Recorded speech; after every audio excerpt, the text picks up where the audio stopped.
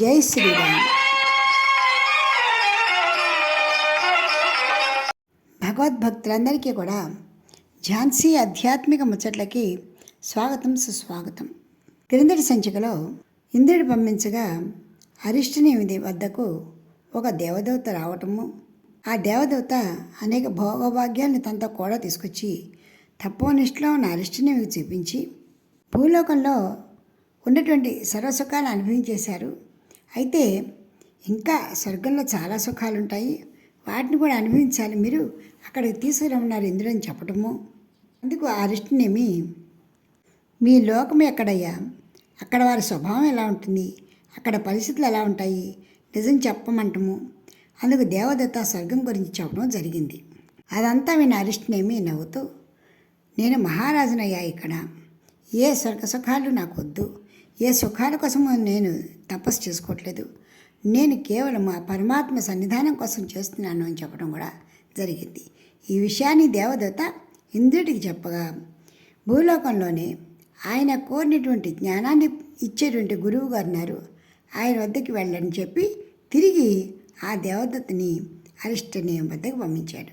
ఇప్పుడు వారిద్దరి మధ్య ఏం సంభాషణ జరిగిందో విందాం. ఓ దేవదూత, నీ మాటలు విన్న తర్వాత నా మనసుకు చాలా సంతోషంగా ఉంది. నీవు ఒక పని చేయాలి, శీఘ్రంగా తిరిగి భూలోకానికి వెళ్ళి ఆ రాజుగారిని కలువు. ఆ మహారాజు ఎటువంటి జ్ఞానాన్ని పొందాలి అనుకున్నారో అటువంటి పరమాత్మ జ్ఞానాన్ని బోధించగలిగే గురువు ఆ భూలోకంలో ఉన్నారని, ఆయనకి గనక సమ్మతమైతే వారిని ఆ గురువు దగ్గరికి తీసుకుని వెళ్ళు, ఇలా నేను చెప్పాను అని చెప్పు అంటూ దేవదత్తను తిరిగి భూలోకానికి పంపించాడు. ఇదే సందేశాన్ని ఎప్పుడైతే ఆ దేవదత్త అరిష్టనేమితో చెప్పాడో ఆ అరిష్టనేమి మహా ఆనందపడిపోయాడు. దేవదూత, ఎంత మంచి మాట చెప్పావు, నీ సందేశం చాలా బాగా నచ్చింది, మనం తక్షణమే అక్కడికి వెళ్ళిపోదాం, నాకు చాలా ఆత్రుతగా కూడా ఉంది. నా భాగ్యవశాన ఆ పరమాత్మ జ్ఞానాన్ని ప్రసాదించేటువంటి ఆ జ్ఞానప్రదాత ఇక్కడే ఉన్నారంటున్నావే, అది నా అదృష్టం. ఇంతకీ ఆ జ్ఞానప్రదాత ఎవరు, వారి నామధేయం ఏంటి, నాకు వినాలని కుతూహలంగా ఉంది. నేను ఈ మార్గం తెలియక అగమ్య గోచరణ అయ్యాను. ఈరోజు నాకెంతో సుదినం. ఇలా మహదానందపడిపోతూ ఎప్పుడప్పుడు గురువుగారి దగ్గరికి వెళ్ళిపోదామని ఆతృతగా అరిష్టనేమి ఆ దేవదత్తని కోరాడు. అందుకు ఆ దేవదత్త, అయ్యా, ఆయనే వాల్మీకి మహర్షి, మా ఏలికి చెప్పగా మీ వద్దకు వచ్చాను, మీరు సరే అంటే ఆ ఆశ్రమానికి మిమ్మల్ని తీసుకువెడతాను. ఆ మాట విన అరిష్టనేమి మహదానందపడి వెంటనే దేవదత్తతో కలిపి వాల్మీకి ఆశ్రమానికి వచ్చారు. వీరు అక్కడికి చేరిన సమయానికి వాల్మీకి మహర్షి మంచి ధ్యానంలో ఉన్నారు. తన ధ్యానంలోంచి బయటకు వచ్చిన వాల్మీకి మహర్షి తన ఎదురుగా ఉన్నటువంటి ఆ ఇద్దరిని చూసి, ఎవరు మీరు, ఏ నిమిత్తము వచ్చారు, ఎవరు పంపగా వచ్చారు, మీరు చూడటానికి చాలా దూరము ప్రయాణం చేసి వచ్చినట్లుగా ఉన్నారు, కాబట్టి ముందుగా నా ఆతిథ్యాన్ని స్వీకరించండి, కొంత సమయాన్ని విశ్రాంతి తీసుకోండి, ఆ తర్వాత మీరు ఏ శుభకార్య నిమిత్తమై ఇక్కడికి వచ్చారో విశదీకరించండి, నేను త్రికరణ సిద్ధిగా సహాయం చేస్తాను. ఎప్పుడైతే వాల్మీకి మహర్షి ఆ విధంగా అన్నారో అరిష్టనేమి యొక్క ఆనందానికి అవధులు లేవు.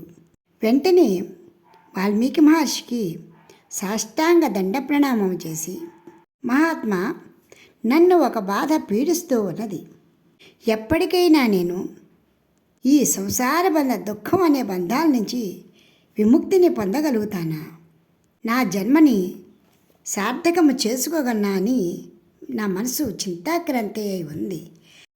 ఆ కారణంగానే నేను తపస్సు చేస్తున్నాను, దయచేసి నేను అసలు ముక్తిని పొందగలనా, నా జన్మ చరితార్థము కాగలదా అంటూ చాలా బాధగా అరిష్టనేమి అడిగారండి. ఎప్పుడైతే అరిష్టనేమి ఆ విధంగా అడిగారో వాల్మీకి మహర్షి మనసు కూడా చాలా ఆర్ద్రమయ్యింది. రాజా, అదెంత మాట, తప్పకుండా నీవు సంసార సముద్రాన్ని దాటి ముక్తిని పొందగలవు. నీకు ఒకప్పటి శ్రీరామ వశిష్ఠ సంవాదాన్ని వినిపిస్తాను, విను. అది ఎంతో శుభదాయకమైనది. నీకు మోక్షోపాయాన్ని కూడా తెలియజేస్తుంది. కాబట్టి నీవు చింతించవలసిన పని లేదు అంటూ అరిష్టనేమి మహారాజుకి వాల్మీకి మహర్షి అభయహస్తాన్ని ఇచ్చారు. ఓ మహారాజా, ఏ ప్రకాశరూపుడగు పరమాత్మ జ్ఞానాన్ని పొందాలి అనుకుంటున్నారో, భూలోకమందు, ఆకాశమందు, బాహ్యాభ్యంతరములందు నానా రూపాలచే ప్రకాశించేటువంటి ఆ పరమాత్మని తెలుసుకోవాలనుకుంటున్నారో, ఎవరైతే వేగిరపడితో జ్ఞానాన్ని పొందడానికి సంసిద్ధులవుతున్నారో, నేను బద్ధుడను, నేను విముక్తుని అవ్వాలి అని నిశ్చయమైనటువంటి బుద్ధితో ఉన్నారో జ్ఞానవంతులో, అట్టివారు ఈ వాసిష్ఠ రామాయణాన్ని విని తప్పకుండా మోక్షాన్ని పొందుతారు. అట్టివారే మోక్షానికి అధికారి కూడా అవుతారు. కాబట్టి నీవు చింతించవలసిన పని లేదు. ముందుగా ఆ పరమాత్మకి ప్రణామం చేసుకుంటూ ఆ మోక్షతత్వాన్ని గురించి విచారిద్దాం అంటూ వాల్మీకి మహర్షి ఉపశమన వాక్యాలని పలికారు. ఆ మాటలు విన అరిష్టనేమి మహారాజు మనసు చాలా ప్రశాంతతని పొందింది. అందుకు అరిష్టనేమి మహారాజు, అయ్యా, నాకేనా ఇలాంటి కోరిక కలిగింది? ఇంతకు పూర్వము ఇలా ఎవరైనా అనుకున్నారా? మోక్షాన్ని పొందాలి అనేటువంటి ఆలోచన ఎవరికైనా కలిగినదా? ఈ సంసార బంధం నుంచి విముక్తి కలగాలి అని ఎవరైనా కోరుకున్నారా? లేక నేనే ఇలా ఉన్నానా అని అడిగారు. అందుకు వాల్మీకి మహర్షి, అరిష్టనేమి మహారాజా, ఒకప్పుడు భరద్వాజ మహర్షి కూడా నీలానే అడిగారు. అందుకు అరిష్టనేమి వాల్మీకి మహర్షి, భరద్వాజులు ఏమని కోరారు? వారికి మీరిచ్చిన సందేశం ఏమిటో నాపై కృప చూపి చెప్పవలసింది అని కోరారు. అందుకు వాల్మీకి మహర్షి ఈ విధంగా అంటున్నారు. భరద్వాజులు నన్ను, మహాత్మా, ఈ సంసార సంకటమున శ్రీరామ భరత లక్ష్మణ శత్రుఘ్నులను, సీతాదేవి మంత్రిపుత్రులు ఎట్లా వ్యవహరించగలిగారు? వారు పొందిన ఇక్కట్ల నుండి ఏ విధంగా తప్పించుకుని సుఖంగా ప్రశాంతంగా ఉండగలిగారు? నాకు వాటన్నిటిని వివరించండి. నేను కూడా వారి వల్లే జ్ఞానవంతున్నై మోక్షాన్ని పొందడానికి ప్రయత్నం చేస్తాను, దుఃఖం నుంచి విముక్తిని పొందుతాను అంటూ చాలా ఆసక్తిగా నన్ను అడిగాడు. అందుకు నేను, ఓ భరద్వాజ మహర్షి, ఎవరైనా కూడా ఈ అపార సంసార రూప సముద్రం నుండి ఖచ్చితంగా బయటికి రావాలి అని స్థిరమైన నిర్ణయాన్ని పొంది ఉంటారు. జ్ఞానరూపమైన ముక్తిని పొందాలి అనుకుంటారు. ఉత్కృష్ట జ్ఞాన బలముతో కూడి ఉన్నతో మరల వారి వద్దకు శోకము కానీ దీనత్వం కానీ రాదు. వారు మనోధైర్యంతో, సత్సంకల్పంతో, స్థిర నిర్ణయంతో వారు పొందాలి అనుకున్నటువంటి జ్ఞాన మార్గం వైపే నడుస్తారు. ఎన్ని అడ్డంకులైనా కూడా వారు తొలగించుకుంటూ ముందుకే వెడతారు. ఎవరైతే ఆ విధంగా నడుస్తారో వారు సంతాపరహితులై నిత్య తృప్తులై ఉంటారు.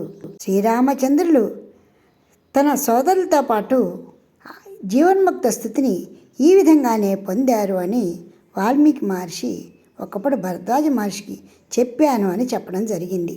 వచ్చే సంచికలో ఇంకా వాల్మీకి మహర్షికి భరద్వాజునికి ఏం సంభాషణ జరిగిందో, అరిష్టనేమికి ఏం చెప్పారో విందాం.